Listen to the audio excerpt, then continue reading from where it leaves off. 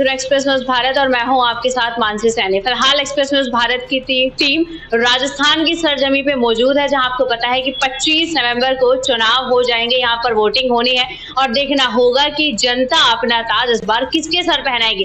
फिलहाल हमारे साथ हाल ही में ज्वाइन की है आम आदमी पार्टी हाजी मुर्दराज मेरे साथ मौजूद है, जिनसे हम बातचीत करेंगे और चुनावी सिलसिले के बारे में हम बात करेंगे कि क्या चुनाव का दौर इस बार चल रहा है, क्योंकि आम आदमी पार्टी इस बार राजस्थान में पहले बार चुनाव लड़ने जा रही है और देखने जा रही है कि जिस तरह पिछले चुनाव में आम आदमी पार्टी ने गुजरात में सीट हासिल करी, पंजाब को अपना बनाया, दिल्ली में तो मुख्यमंत्री जी अरविंद केजरीवाल का डेरा है, तो राजस्थान में किस्मत कैसे रहने वाली और किस्मत कैसे आजमाएगी। सबसे पहले तो सर आपसे मेरा सवाल यही रहेगा कि आम आदमी पार्टी आपने ज्वाइन कर ली है, चुनाव में जिस तरीके से पता है कि दल बदल का दौर चलता रहता है, आपने इस वजह से ज्वाइन की है, टिकट का कोई मसला था या फिर आम आदमी पार्टी की कुछ ऐसी नीतियों से आप प्रभावित हुए कि जिसको आपको लगा कि आम आदमी पार्टी में आकर जनता की सेवा बहुत अच्छे से की जा सकती है?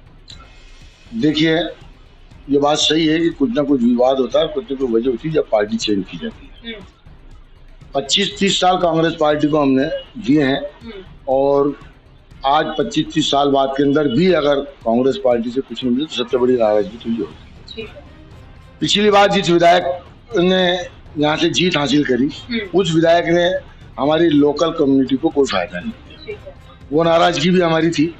खैर बहरहाल फिर हमने ये सोचा कि जब हमने 25-30 साल दे दिए कांग्रेस को और कांग्रेस ने हमारे लिए कुछ नहीं किया, हमारी आवाम के लिए कुछ नहीं किया, तो जाहिर बात है कि कहीं ना कहीं तीसरा विकल्प तो देखना था। केजरीवाल जी की सरकार दिल्ली में भी है, केजरीवाल जी की सरकार पंजाब में भी है, केजरीवाल जी ने ताल ठोक दी गुजरात में। भारत में तीसरे मोर्चे के रूप में आज केजरीवाल जी की पार्टी तैयार है और केजरीवाल की पार्टी की नीतियां मुझे बहुत अच्छी लगी, क्योंकि जो मैनिफेस्टो वो निकालते हैं उन मैनिफेस्टो के ऊपर खड़े उतरते हैं, पब्लिक से जो वादे करते हैं वो पूरे करते हैं। अब जब केजरीवाल जी ने दिल्ली में जो वादे किए थे वो उनको पूरे किए, पंजाब में जो वादे किए थे वो पूरे कर रहे हैं, तो उसी बातों को देखते हुए गुजरात में भी सीटें हासिल करी और अब राजस्थान में ताल ठोकने जा रहे हैं, इसमें कोई दो राय नहीं है। सर अभी आपने विधायक के बारे में बात करी और आपने दूसरी बात ये कही कि 20-25 साल कांग्रेस को देने के बाद भी अपने हाथ अभी तक खाली है, तो कांग्रेस पार्टी ने अभी तक आपके हाथ में कुछ नहीं रखा है, आप उस वजह से असंतुष्ट हैं? जैसे कि आपने बताया विधायक से जो लोकेलिटी है वो कुछ नहीं है, या आप उसकी वजह से असंतुष्ट हैं कि आपको आम आदमी पार्टी का हाथ थामना पड़ा? सबसे पहले तो मैं इस पे चाहती हूँ कि आप इस पे जिक्र करें साफ तौर से। सबसे बड़ी नाराजगी हमारी यही है कि जिस विधायक को हमने दिलो जान से जिताया, उस विधायक ने हमारे लिए विकास का कोई काम नहीं किया। उसने विकास उस जगह किए जहाँ उसकी खुद की जमीन थी, क्योंकि वो बहुत बड़े भूमाफिया है और प्रॉपर्टी डीलर है। उन्होंने उसी जगह पे अपनी सीवर लाइन, सड़क, ये वो सब कुछ करा करके अपनी जमीन को एक तरह से जिसे कहते हैं ना उपजाऊ बना ली। जो जमीन का भाव 1800 रुपये गज का था वो वहाँ भाव 15-20 हज़ार रुपये गज कर दिया। उन्होंने जनता को बेवकूफ़ बनाया और जहाँ काम उन्हें करने थे वहाँ उन्होंने तख्ती लगा करके तख्ती विधायक के रूप में उन्होंने अपनी पॉपुलरिटी हासिल करी है। हम तो इतना जानते हैं कि अगर हम राजनीति में आए, जनता के वोट मांगने आए और जनता अगर हमें वोट देकर जिताती है तो हमें जनता की उम्मीदों पे खरा उतरना चाहिए। मैं पिछले 4 बार से पार्षद हूँ, अगर मैं काम नहीं करता जनता मुझे जिताती नहीं। आज मैंने किसी दूसरे और अलग अलग वार्डों से मैं पार्षद हूँ, तो जब मैंने किसी वार्ड में काम किया होगा इसलिए उसकी मोहब्बत दूसरे वार्डों में मिली और मेरे विकास के ऊपर मुझे वोट मिला। और आज भी मैंने ये आम आदमी पार्टी ज्वाइन की वो इसलिए की है कि विकास का मुद्दा सबसे अहम मुद्दा होता है। देखिए आप एजुकेशन फ्री, हेल्थ फ्री, नल बिजली फ्री, है ना, या और महिलाओं की यात्रा फ्री, मूलभूत सुविधाएं जो जनता की होती है वो आम आदमी पार्टी ने सारी सुविधाएं दे रखी हैं। तो हम उम्मीद रखते हैं जनता से कि पार्टी अच्छी है, जो कहती है वो करती है। इसलिए आपके माध्यम से हम अपील करना चाहेंगे जनता से कि अगर हम आपको वर्कर लगते हैं और हमने पिछले 20 सालों में आपके लिए काम किया है और आम आदमी पार्टी जो कह रही है वो कर रही है, इसलिए मैं अपील करता हूँ जनता से कि उसको आम आदमी पार्टी के हाथ मजबूत करें, आम आदमी पार्टी के कैंडिडेट को जिताएं। अगर आपको हुक्मरान चाहिए तो आप कांग्रेस या बीजेपी को जिता दें, और अगर आपको वर्कर चाहिए और खिदमतगार चाहिए तो आप आम आदमी पार्टी को जिता दें। जैसे आम आदमी पार्टी जो है राजस्थान में पहली बार किस्मत आजमाने जा रही है सर, 200 विधानसभा सीट यहाँ पर लगती है, लेकिन कहते हैं कि जब पहली बार हाथ डाला जाता है किसी चीज में तो थोड़ा भी मिले तो लेकर पीछे हट जाना चाहिए। तो अगर आम आदमी पार्टी को कुछ भी यहाँ से मिल जाए, हालांकि गुजरात में भी 6 सीट आम आदमी पार्टी के पास है, राजस्थान में 200 है, तो अगर कुछ भी सीटें यहाँ पर आम आदमी पार्टी को हासिल होती तो संतुष्टि रहेगी आपको? और दूसरा सवाल मेरा आपसे ये, जिस तरह आप बता रहे हैं कि आप 4 बार से पार्षद रहे हैं, लोगों की मोहब्बत आपके साथ है, तो जिस तरीके से आप आम आदमी पार्टी से चुनाव लड़ रहे हैं, क्या वो लोगों की मोहब्बत आपसे इस बार विधायक के चुनाव में भी आपका साथ देगी? तो कहीं ना कहीं वोट बैंक आपका बन जाएगा लोगों की मोहब्बत के लिए। मैं कहा ना, लोगों को हुक्मरान नहीं चाहिए, लोगों को खिदमतगार चाहिए। और हम जनता की खिदमत करते हैं, आवाम की खिदमत करते हैं, लोगों के काम में आते हैं। उनकी मोहब्बत, उनके जज्बात वो हमें इस मुकाम पर पहुंचाएंगे कि हमें जीत हासिल होगी और हम जीतेंगे, क्योंकि जनता कांग्रेस और बीजेपी दोनों से ऊब गई है, थक गई है। उन्हें तीसरा विकल्प चाहिए, उन्हें काम करने वाला आदमी चाहिए, जो आम आदमी पार्टी के पास में है। ठीक है, तो अशोक गहलोत जी की सरकार को आप किस तरीके से देखते हैं? संतुष्ट हैं? फिलहाल जनता की बात हम बाद में करेंगे, फिलहाल मैं आपसे जानना चाहती हूँ कि आप उनके कार्यों से संतुष्ट हैं यहाँ पर? हम संतुष्ट होते तो फिर पार्टी छोड़ते ही क्यों? संतुष्ट नहीं है कांग्रेस से, जब तक पार्टी छोड़ के आम आदमी पार्टी में है।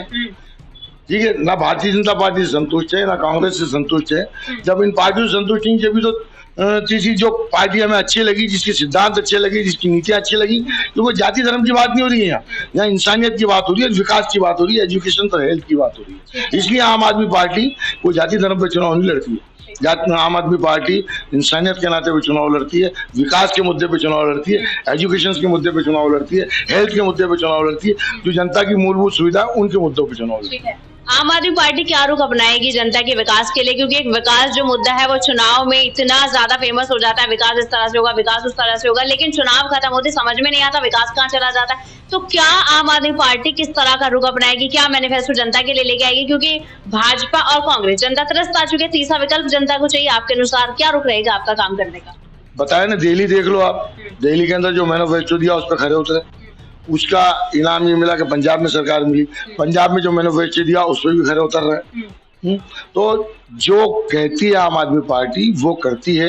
इसलिए आम आदमी पार्टी का जो मैनिफेस्टो आएगा, जो सामने रखा जाएगा जनता का, जनता के विकास का, वो आपको धरातल पे नजर आएगा, कागजों में नजर नहीं आएगा। ठीक है, क्या मुद्दे रहेंगे सर? 3 मुद्दे मैं आपसे जानना चाहती हूँ जो राजस्थान में आपको लगता है या फिर जयपुर में ही आपको लगता है कि बिल्कुल चरम सीमा पर है और कांग्रेस और बीजेपी का कोई ध्यान है ही नहीं इस तरफ। तो क्या मुद्दे आपके रहेंगे और क्या लगता है कि जनता सबसे ज्यादा किन चीजों से त्रस्त है? सबसे ज्यादा त्रस्त है बेरोजगारी से। नौजवान बच्चा आज का बेरोजगार है, युवा बेरोजगारी के बल पे घूम रहा है।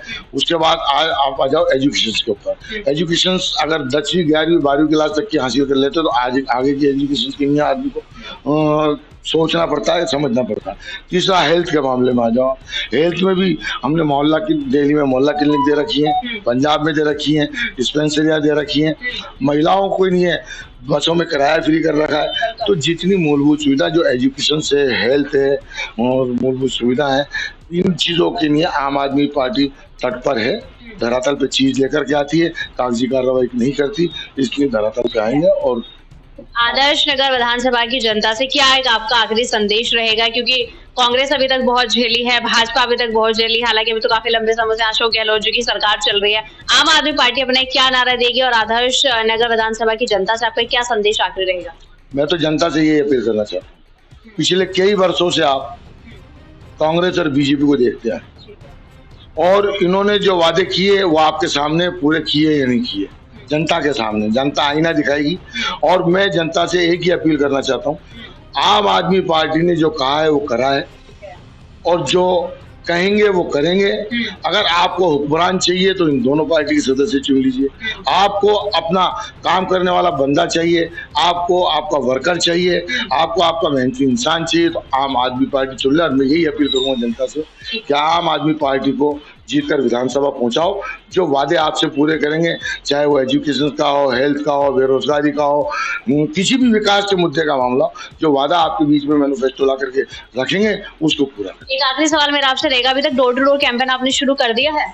बिल्कुल कर। अच्छा, तो डोर टू डोर कैंपेन में आप लोगों से मिलजुल रहे हैं, बातचीत हो रही है, क्या आपको लग रहा है, क्या सारांश निकल के आ रहा है लोगों का? जैसे आप जाते हैं, क्या उम्मीदें लोग आपसे रखते हैं और क्या अभी तक आपको समझ में आया है कि क्या फिलहाल वहाँ का वर्चस्व चल रहा है आम आदमी पार्टी को लेकर? बिल्कुल डोर टू डोर लोगों से मिल रहे हैं, और बहुत अच्छा रिस्पॉन्स मिल रहा है और हम सीट निकाल रहे हैं यहाँ से आदर्श नगर से, हम बिल्कुल जीत रहे हैं क्योंकि जनता का जो प्यार जो मोहब्बत हमें मिल रही है। जब हम घर घर जा रहे हैं दोनों पार्टी से लोग उभे हुए हैं, उनको एक वर्कर चाहिए। इससे बढ़िया क्या बात होती है आदमी को, क्या पार्टी सही मिल जाए और इंसान सही मिल जाए।